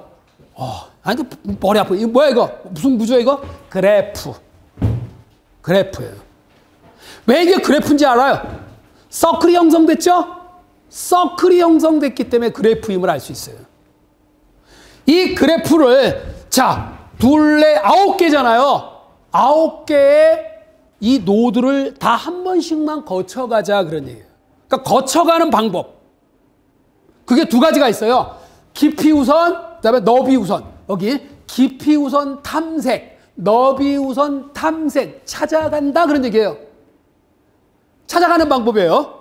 자, 그래서 이 답이 뭐냐? 너무 이제 복잡하죠? 뭐 복잡하죠? 쉬운 문제로 여러분들이 해결하세요. 그러면 복잡한 건 자동으로 풀려요. 복잡할 뿐이에요. 알고리즘은 똑같아요. 자, 그러면 이걸로 할게요. 자, 이렇게 너비 우선과 깊이 우선 탐색을 어떻게 하는 거냐? 자, 알파벳 순서로 한다. 그럼 제일 먼저 제 방문 A부터 하겠죠? 알파벳 순서니까. 자, 근데 이 너비 우선과 깊이 우선의 차이점이 뭐냐면, 자, 우선 이 너비 우선으로 할게요. 조금 이따 이제 그 결론은 보여드리기라고 여기서 답을 알려드릴게요. 자, 이렇게 하는 겁니다. 자, 맨 처음에 A를 방문했어요. 그 다음에 방문해야 될 길이 두 갈래로 갈라졌죠. 여러분들 보시기에 그렇잖아요. B하고 C로 갈라졌잖아요. 그러면 두 갈래일 때는 어디로 간다? 알파벳 순서로 간다 그랬죠? 그럼 일단은 A 다음에 방문해야 될 건 B예요. 이해하시나요? 그런데 이 뒤에 여기 요걸 할게요. 그래서 너비 우선은 BFS가 너비 우선이거든요. 그래서 B를 방문했는데, 자, 그 다음에 A의 입장에서 봤을 때 B 두 갈래가 있었지만 B를 방문을 하고 아까 방문하지 않았었던 것을 방문해야 돼요. 이게 너비 우선이에요. 자, 그래서 1번 여기서 A, B로 간 다음에 B와 F 중에 B를 선택하고 그 다음에 F를 선택을 합니다. 됐죠? 그 다음에 이제 다시 그러면 두 군데 다 A 입장에서 두 군데 다 갔죠? 그 다음에 B를 기준으로 해서 길이 두 갈래죠. 여기도 있고 여기도 이미 이거 방문했죠? 방문했잖아요. 갈 필요가 없지. 그러니까 C로 가요. 그래서 이 다음 C로 가고. 자, C의 입장에서 봤을 때에 두 갈래 F도 있고 D로 있지만 이미 F는 방문했죠? 그 D밖에 없죠. 그죠? D의 입장에서도 두 갈래이긴 하지만 F는 이미 갔잖아. 그래서 E로 가고 그냥 다 끝났어요. 아까 이미 F는 방문했으니까. 여기서 가장 핵심은 뭐냐면 너비 우선은 현재 탐색된 자리에서 다음 탐색점이 두 갈래면 두 갈래를 다 가야 돼요. 알파벳 순서대로. 이게 너비 우선이에요. 그런데 깊이 우선은, 자, 이렇게, 다시 한번 천천히 보여드릴게요. A에서 B로 가고, B를 간 다음에 F가 남아있기 때문에 F로 갔어요. 그죠? 그 다음에 B에서 C로 가면서 C밖에 없으니까, F도 있지만, 또 마찬가지, F도 있지만, 이미 방문했기 때문에, 그래서 끝난 거예요. 이렇게 가는 게 너비 우선, BFS고요. 그 다음에, 자, DFS는 깊이 우선이에요. 오로지 전진밖에 없어요. 아까 안 간 길이 있는데 그건 버려요. 끝까지 간 다음에 가는 거예요. 이해되시죠? 두 갈래지만 자, 조금 전에 다시 할게요. A에서 B로 갔지만 아까 같은 경우는 F도 가야 되는데 이 깊이 우선은 A에서 B로 가면 이거 잊어버려요. 그냥 계속 전진만 있는 거예요. 이해돼요? 남아있는 부분은 하는 거 아니에요. 그게 바로 DFS예요. A 다음에 B로 가고 B 다음에 C로 가고 그죠? 물론 B에서 C도 있고 F도 있지만 C가 가까워요. 예, 알파벳 순서라고 쓰는 거예요. 이렇게 오로지 전진만 있어요. 가장 기본적인 문제잖아요. 좋은 문제예요. 그리고요. 이거는 출제가 됐던 약간 이제 9급이나 이런 데서 출제가 됐던 문제예요. 근데 역시 7급은 레벨을 조금 높인 거예요. 같은 문제인데 좀 복잡하게 만들었어요. 네, 아까 이거보다는 조금 전에 이게 그래서 그래프에서 이게 지금 그래프잖아요. 이거를 트리 구조로 만들어 봐라. 트리 구조로 만드는 방법이 뭐예요? 서클을 없애는 거죠. 돌아가는 길을 없애라 이거예요. 자, 그래서 깊이 우선 신장 트리, 깊이 우선. 너비 우선이 아니라 깊이 우선. 자, 깊이 우선은 그냥 오로지 전진만 있어요. 이렇게 전진만 있는 거예요, 이렇게. 요게 요렇게 그린 트리는 자, 이거는 여러분들은 아마 그냥 보기에 이게 무슨 트리야 그러는데 이게 트리예요. 서클이 형성이 되지 않으면 무조건 트리예요. 그죠? 이거 잘 다시 그리면 트리 구조가 돼요. 예, 이쪽 이렇게 막 꺾어서 그려놔서 그렇지. 예? 너비 우선은 뭐냐? 여기 갔으면 여기도 간단 말이야. 이렇게 가면 이렇게 간다고요. 그죠? 남아있는 길 가야 되잖아. 그죠? 또 여기서 뭐야? 일로 가고 또 일로도 가잖아. 그죠? 이렇게 운행하는 게 너비 우선이다. 그런 얘기예요. 이해되시죠? 예. 이건 트리 만드는 거고 조금 전에는 탐색이에요. 탐색. 예. 자, 그래서 정답은 이제 요거는 이제 아까 세 번째인데 자, 요거는 이제 이거는 답이 그래서 한번 금방 DFS하고 BFS를 보면 금방 답을 나와요. 자, A부터 출발을 하잖아요. 그죠? 자, 그러면 DFS는 뭐라고 써요? 오로지 전진만 있다고 그랬죠? 전진. 가야 될 게 다 가는 게 아니라 전진만 있는 거예요. 자, 여기서 A 입장에서 뭐예요? B도 있고 E도 있고 D도 있잖아요. 그죠? 세 갈래잖아. 그럼 알파벳 순서니까 뭐예요? B로 가겠죠? 그러면 너비 우선이면은 여기도 가야 되고 여기도 가야 돼요. 그죠? 근데 깊이 우선은 뭐라고 써요? 이미 이거 갔죠? 이거 잊어요. 이거 잊어버려. 이건 나중에 하는 거예요. 여기서 다시. 얘 입장에서 길은 뭐예요? C도 있고 E도 있죠. 어디로 가요? C로 가죠. 그러니까 깊이 우선은 뭐예요? A, B, C 순서죠. 자, 여기까지만 해도 답이 일단 걸러지네요. A, B, C, A, B, C. 아, 전부 다. 그 다음에 뭐예요? 깊이 우선 다 A, B, C, F, A, B, C, F. 거기 다 갔네요. 이렇게 계속. 그 다음에 F로 갔을 때 F 다음에 뭐예요? 두 갈래죠. 어디로 갈까요? H로 가겠죠. 얘보다 얘가 알파벳 순서니까 얘 다음에 어디로 가요? 이렇게 가겠죠. 이해되시나요?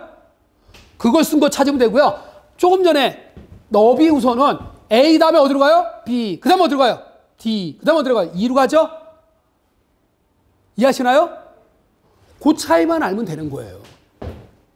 깊이 우선과 너비 우선의 개념만 잘 이해하시면 답 쓰기 쉬워요. 이게 이제 조금 숙달이 되면 빨리 답을 쓸 수 있어요. 근데 처음 하는 거는 막 따져서 해야 되니까 시간이 많이 먹지. 그죠? 아예 모르는 사람도 있지만. 자, 그 다음에 이거는 조금 전에 그 시언어인데 이게 구조체예요. 구조체인데 인테자 ID. 여기 이제 인테자는 4바이트라고 해서 4바이트, 캐릭터는 1바이트다. 이렇게 이제 그냥 약속을 해줬어요.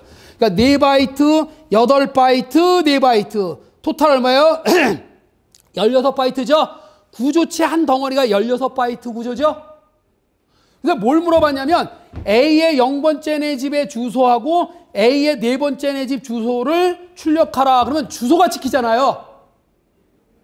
근데 방 하나가 16바이트잖아. 그러니까 만약에 배열에 이렇게 있을 때 여기가 0번째, 첫 번째, 두 번째, 세 번째, 네 번째인데 요 집이 100번지라면 여기가 뭐예요? 116번지가 되고 얘는 132번지가 되고 148번지가 되고 16가 164번지가 되겠죠. 이렇게. 이해되시죠? 근데 문제에서 물어본 건 뭐냐면 2번지와 A의 4번째 집의 번지와 2번지의 주소를 빼라고 그랬죠. 얼마예요? 64죠. 그러니까 여기서 물어본 거는 단순히 숫자 개념으로 빼라는 얘기예요.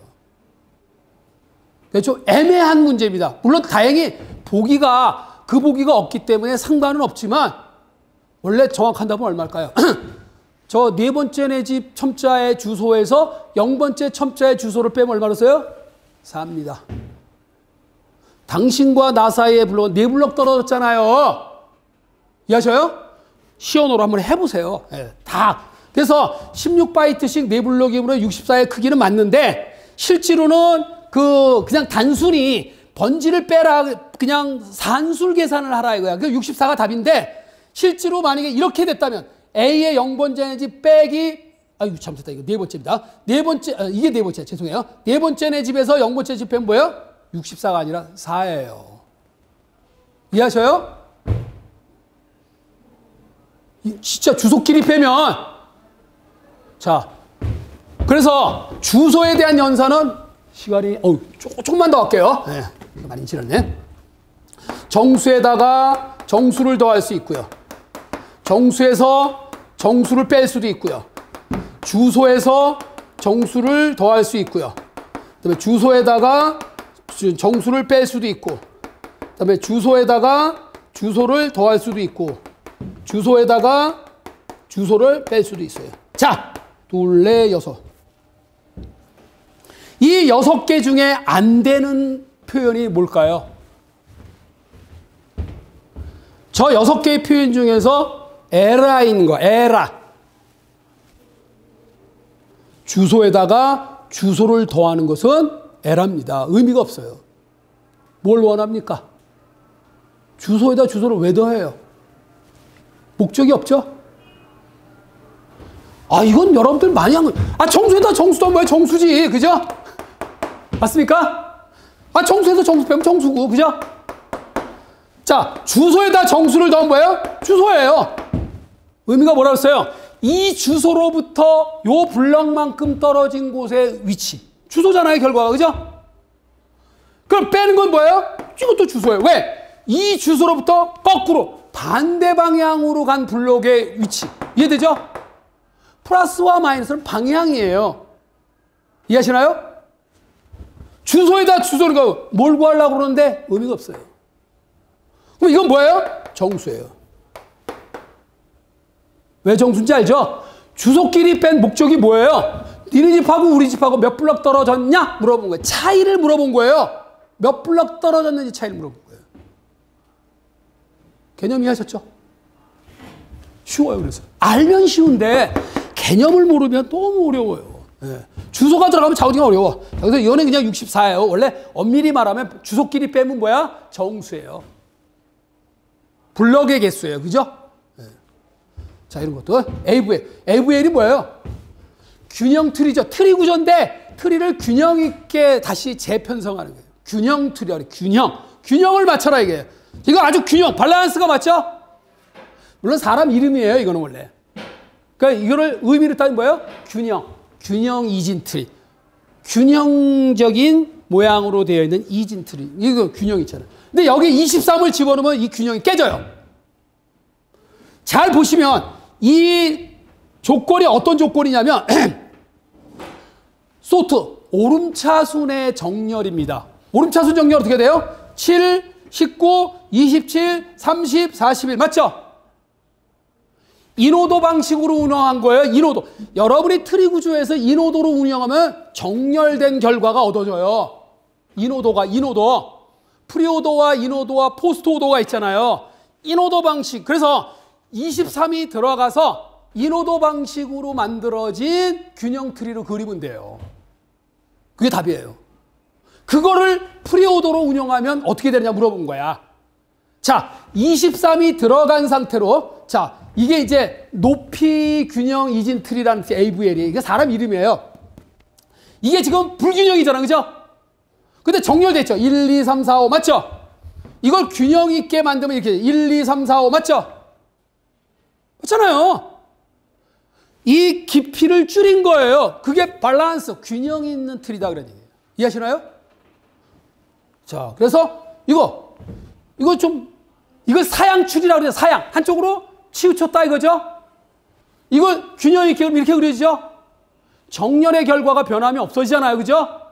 정렬. 1, 2, 3. 인오도로 운영하면 인오도. 이것도 마찬가지죠.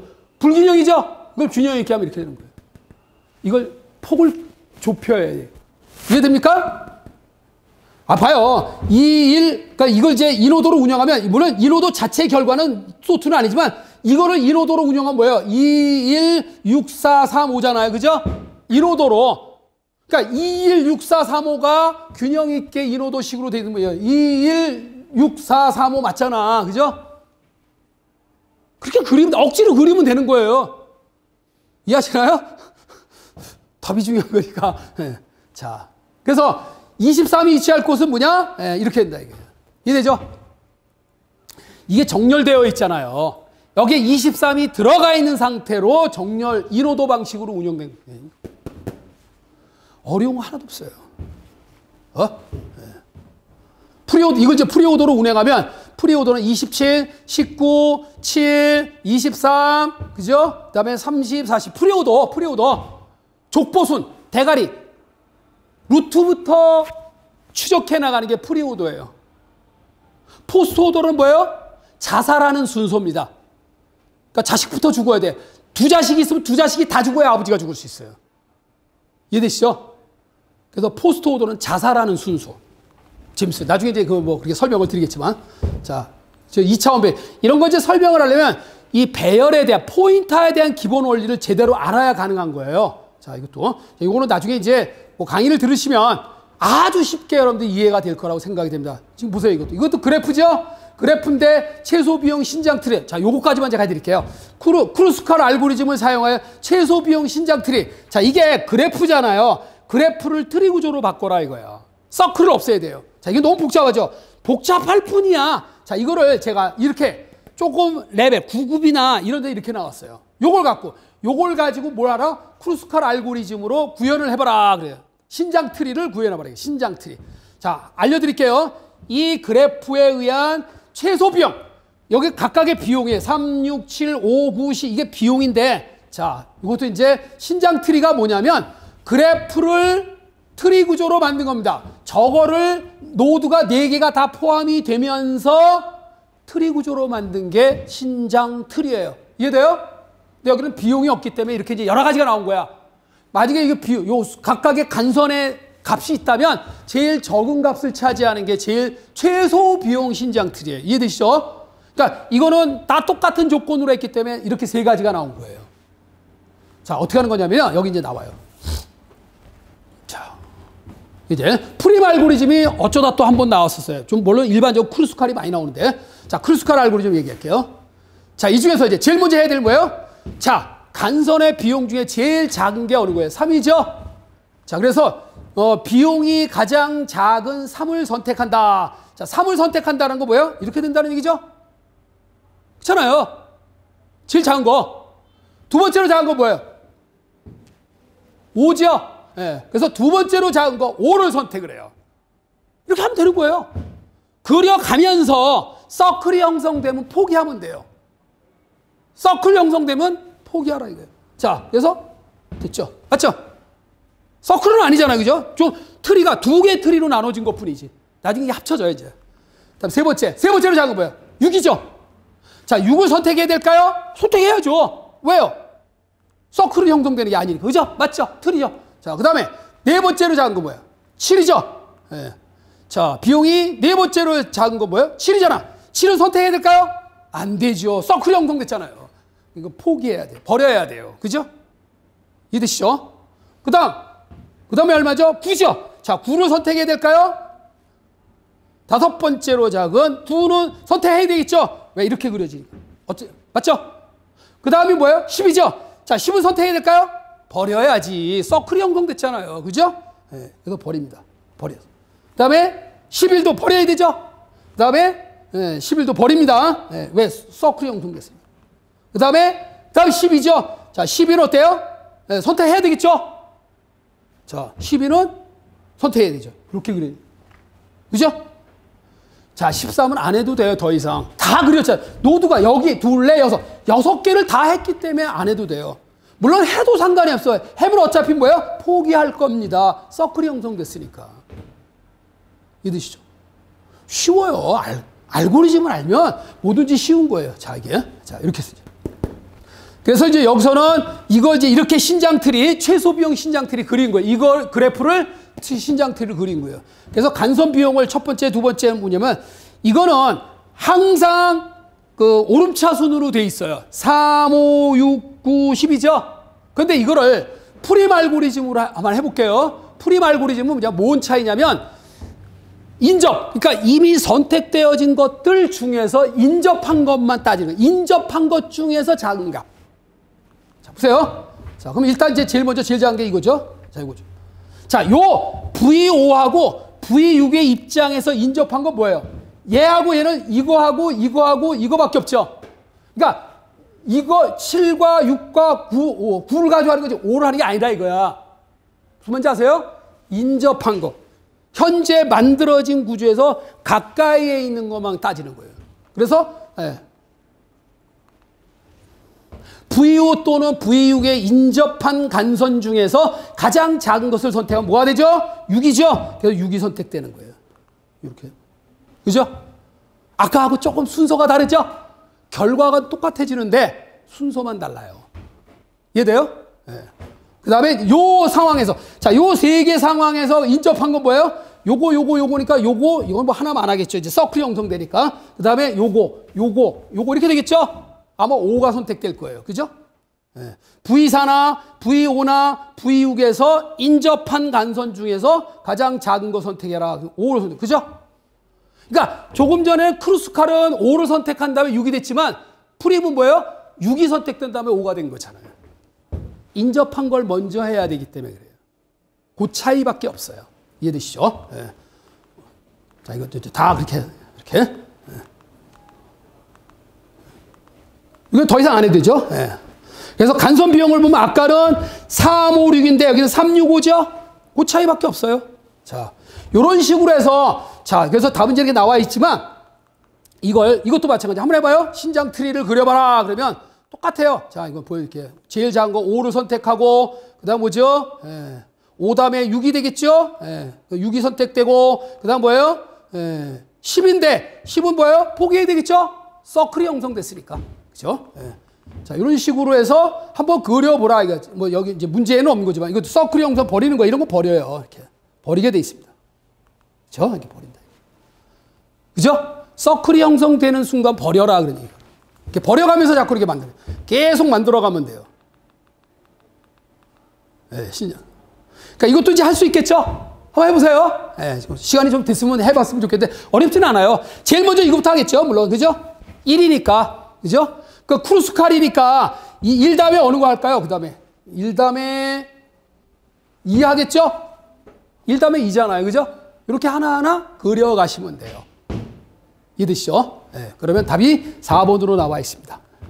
자, 이것도 마찬가지. 그래서 위상정렬. 위상정렬은 화살표 순서가 안 맞으면 틀린 거예요. 자, D. B 다음에 D잖아. 그죠? B 다음에 D잖아요. 화살표를 보면. 근데 4번은 뭐예요? D 다음에 B가, 이건 안 되죠? 틀린 거죠. 다른 건 다 화살표 조건에 맞아요. 근데 얘는 안 맞아. 자, 이것도 마찬가지예요. 이진 탐색 트리도 재밌어요. 자, 요거 그려보세요. 1, 2, 3, 4. 크면 오른쪽, 작으면 왼쪽. 이렇게 됩니다. 이거 레벨 5죠? 다음에 이거 트리구죠. 이진 탐색 트리를 그려봐. 1, 3, 작으니까 왼쪽. 그 다음에 크니까 오른쪽, 크니까 오른쪽. 그죠? 요거를 그대로 그린 거예요. 트리 구조로. 자기 자리 찾아가는 거야. 그래서 레벨 4. 한 단계, 두 단계, 세 단계, 네 단계잖아요. 그죠? 자, 요거는 3, 작으니까 왼쪽. 그 다음에 1보다 작으니까 오른쪽, 크니까 오른쪽. 3 다음에 4. 그 다음에 5. 이거는 3단계죠? 이게 제일 폭이 좁죠? 이게 정답이고. 자, 이거 그려보세요. 4, 작으니까 왼쪽. 5, 크니까 오른쪽. 다시 3보다 작으니까 2. 그 다음에 1. 이해돼요? 4단계. 쉽죠? 휙 지나가서 여러분들 어려울 수도 있어요. 이렇게 하는 거예요. 역시 시원한 거는 요거까지 한 번 더 할게요. 이거를 해설을 달아보니까 이거 뭐 하는 알고리즘인지 아세요? 최대 공약수 알고리즘이에요. 최대 공약수 알고리즘. 여러분들은 옛날에 최대 공약수 어떻게 구하셨어요? 숫자 딱 써놓고 이렇게 해놓고 요거에 공통으로 나눠지는 수 다시 해가지고 또 뭐 이렇게 이거 곱하면 최대 공약수죠? 이거는 눈치로 풀어야 돼요. 이거를 둘 다 나누어질 수 있는 거를 생각해내야 돼. 근데 유클리드 호재법, 이거는 유클리드 호재법이라서, 호재법이 뭐예요? 서로 나눈다 이거야. 이해돼요? 계속 나눠가는 거예요. 자, 보세요. 660하고 735를 서로 계속 나눠요. 물론 작은 거에서 큰 거로 나눠도 되고요. 큰 거에서 작은 거로 나눠도 상관없어요. 뭘 먼저 해도 상관없어요. 자, 이거 나눠보세요. 몫이 1이고 나머지가 얼마예요? 75 남죠? 다시 또 몫이 8이고 나머지가 60이죠? 서로 나눠가는 거야 계속. 언젠가는 나머지가 0이 됩니다. 자, 나머지가 언젠가는 0이 나온대요. 그죠? 이렇게 나머지가 0이 나오면 직전의 나머지가 뭐예요? 최대 공약수예요. 해보세요. 여러 가지 숫자를 한번 해보세요. 계속 서로 나눠가는 거야. 언제까지? 나머지가 0이 될 때까지. 이해돼요? 그때 마지막에 나머지가 0이 되면 그 직전의 나머지가 뭐예요? 최대 공약수예요. 이게 유클리드 호재법이라고 해요. 중학교 때 배운 겁니다. 아무튼 박박 우기겠지. 안 배웠다고. 그죠? 다 배웠습니다. 이렇게 하는 거예요. 자, 그래서 15라는 의미가 있어요. 문제들이 다. 자, 이것도 마찬가지죠. 이렇게 연산하면 5, 이렇게 연산하면 3, 이렇게 연산하면 10. 5를 2와 곱해라 이거죠. 3에서 3 나눠라 1이죠. 10에서 1을 빼라 이거죠. 9. 이렇게 되는 거예요. 이해하시나요? 착 보고 계산이 돼야 돼요. 자, 그래서 정답이 이렇게 됩니다. 자, 여기까지만 할게요. 자, 이렇게 해서 나중에 뭐 질문을 뭐 받아봐야 그냥 그런 의미가 없으니까 제가 여러분들한테 어떤 지식적인 거를 전달하려고 온 게 아니고, 이제 자료구조 이렇게 설명을 한다. 이제 여러분들 이해하시고요. 배워야 될 전체 항목에 바로 아까 얘기했던 선형구조. 선형구조 나오면 스택 나오고 큐 나와요. 링크드 리스트 나와요. 이해되시죠? 틀이 나오고. 그죠? 그 다음에 그래프 나오고. 그 다음에 정렬 나오고. 검색 나오고. 이게 다예요. 배워야 할 자료구조의 내용들입니다. 이해하셨나요? 자, 여기까지 마치겠습니다. 수고하셨습니다.